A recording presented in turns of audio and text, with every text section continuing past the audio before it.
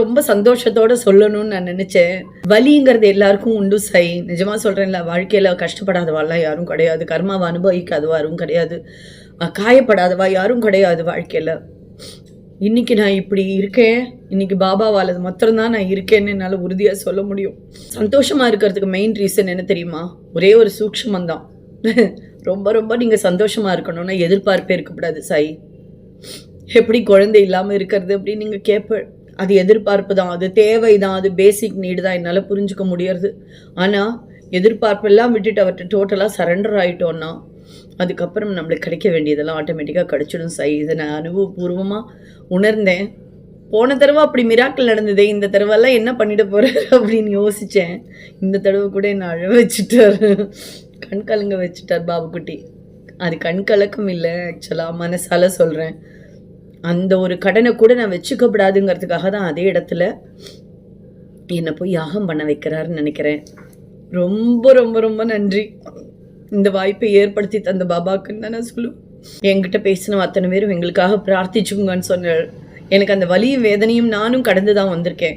கண்டிப்பாக நான் பிரார்த்தனை பண்ணுவேன், ஒவ்வொருத்தருக்காகவும் பிரார்த்தனை பண்ணுவேன். 2 வருஷம் என்னோட அந்த வலி என்னன்னு எனக்கு தெரியும். இதில் கவலையே படாதுங்கோ. பாபா குட்டியாச்சும் நம்மளாச்சும் பார்த்துடலாம் ஒரு கை. அவர்கிட்ட கேட்டு எப்படியாவது நம்ம அந்த விஷயத்தை நடத்திடலாம். சரியா? கர்மா என்ன இருக்குன்னு தெரியாது, ஆனால் பிரார்த்தனை மூலமாக மாறுறது நிறைய விஷயங்கள் மாற்ற முடியுங்கிறது தெரியும் எனக்கு. கண்டிப்பாக நானும் பிரார்த்தனை பண்ணுறேன், நீங்களும் பிரார்த்தனை பண்ணிங்கோ. இந்த யாகம் உங்களுக்கே தெரியும், நான் சொல்ல வேண்டியதில்லை. 16ஆம் தேதி நடக்கிறது. தெரிஞ்ச அத்தனை பேருக்கும் ஷேர் பண்ணுங்கோ. நல்லது நடக்கட்டும். எல்லாருக்கும் குழந்தை பிறந்தோன்னு சொல்லுங்க. ரொம்ப சந்தோஷப்படுவேன். அதுக்காக தான் சீக்கிரம் நல்ல காரியம் நடக்கட்டும். எல்லா வீட்லேயும் ஒரு கூவா கூவா சத்தம் கேட்கட்டும். சிலவெல்லாம் ரொம்ப ஃப்ரஸ்ட்ரேஷனில் இருப்பேன். செஞ்சு கஷ்ட நிவாரண மந்திரத்தை கேளுங்கோ. நான் கண்டிப்பாக சொல்கிறேன், இந்த பதிவு உங்கள் கைக்கு கிடைக்கிறதானா பாபா உங்கள் கூட இருக்காருன்னு அர்த்தம். நீங்கள் தாராளமாக அதை நம்பலாம்.